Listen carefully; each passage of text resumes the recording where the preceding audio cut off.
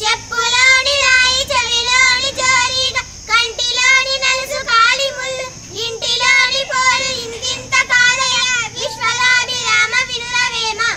చెంపదగిన ఎట్టి శత్రువు తన చేత చిక్కెనేమి కీడు సయ్యరాదు పొసగ మేలు చేసి పొమ్మంటే మేలు విశ్వదాభిరామ వినురవేమ జన